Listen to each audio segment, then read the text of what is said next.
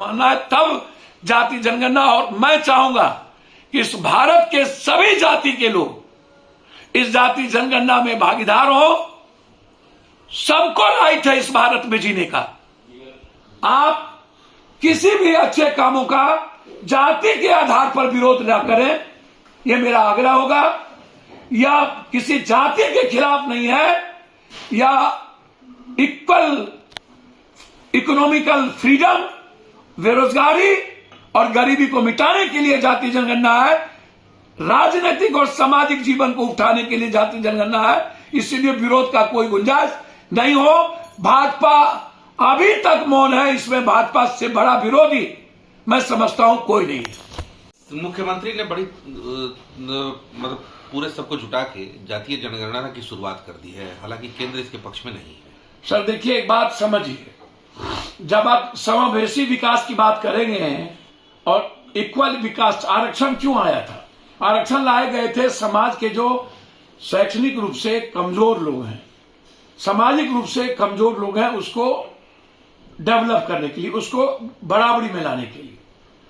लेकिन अभी तक कोई मूल्यांकन नहीं हुआ कि कौन एजुकेशन में पढ़ा, कौन नहीं गया, कौन अत्यंत पिछड़े के लोग आज तक एजुकेशन में डेवलप किए कि नहीं।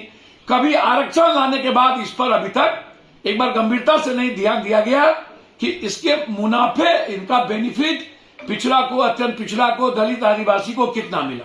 9 करोड़ 68 लाख आदिवासी है, उसमें उनको मिला कि नहीं। दलितों में किसको मिला, किसको नहीं मिला। अत्यंत पिछड़ा में किस जाति को मिली, कौन जाति नहीं, अभी तक हम सक्सेस कर पाए।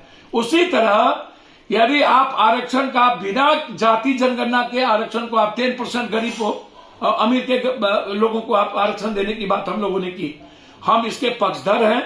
किसी भी कीमत पर आरक्षण के मुद्दों पर जाति जनगणना जब हो, सामाजिक, शैक्षणिक और आर्थिक, मैं चाहता हूं कि किसी भी कीमत पर जाति जनगणना में एक सबसे महत्वपूर्ण 2 बात का ख्याल रखने की जरूरत है।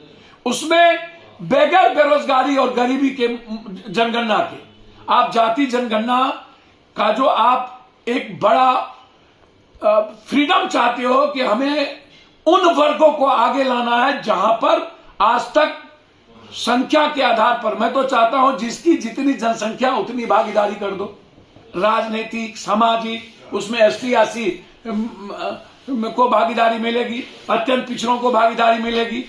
कोई भी जाति, मेरा आग्रह है, कोई भी जाति, चाहे ऊंची जात हो या जादव हो, यह अब नहीं कह सकता है कि इस भारत में जहां एक संविधान, एक लोकतंत्र, एक गीता, कुरान, बाइबिल है, रामायण है, उसमें समाज के हर वर्गों को उसके जनसंख्या के आधार पर बढ़ने का मौका नहीं मिले। इसके लिए नीतीश कुमार जी को फोकस करना पड़ेगा। अभी जो जाति जनगणना हो रही है उससे मैं थोड़ा सा, मुझे तकलीफ हो रही है कि लोग पक्के के मकान के पास जाकर के जाति पूछ लेते हैं और संख्या पूछ लेते हैं, कौन जाति का है, कितनी जनसंख्या, लिख देता है।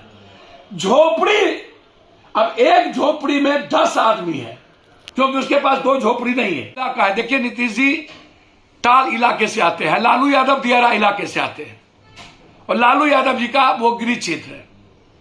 सबसे ज्यादा प्रभावित यदि कोई है बालू के और नदी के किनारे, तो वो कमजोर तबके के जादव भी है, निषाद भी है, मल्लाह भी है, राजपूत भी है, जिसके नाव चलने नहीं दिए जा रहे, जिसके ट्रैक्टर की उगाई बालू की नहीं हो रही है। बड़े पप्पू यादव या बड़ा माफिया जो है ओवरलोडिंग ट्रक को चला रहा है।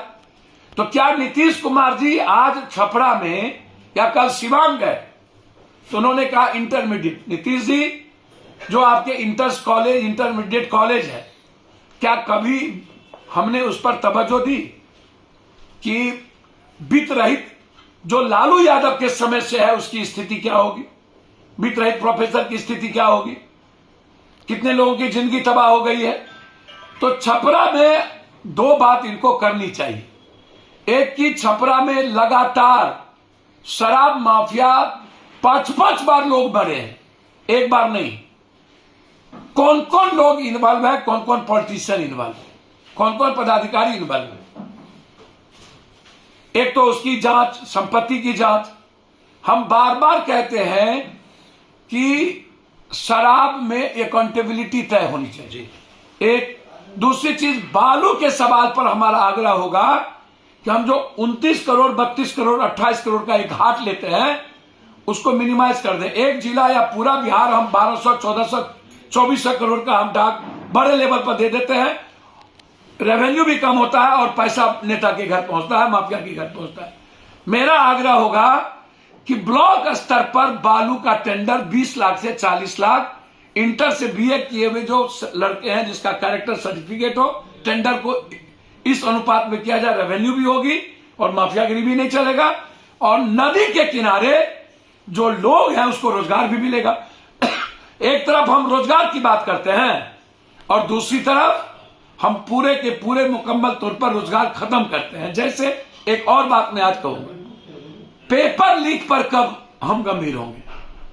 क्या एजुकेशन मिनिस्टर रिजाइन करेंगे? क्या आयोग के चेयरमैन पर एफआईआर होगा? क्या एजुकेशन सेक्रेटरी पर एफआईआर होगा? क्या बड़ी मछली को बचाने के लिए सिर्फ छोटी मछली को निकला जाएगा? जैसे शराब के लिए एक हेमोपैथी डॉक्टर को आपने कह दिया और सब कुछ गायब करने की तैयारी में। मेरा आग्रह है नीतीश कुमार जी से, आज बिहार में बेसिक 3 चीज जो आम लोगों के लिए बेसिक चीज है वो है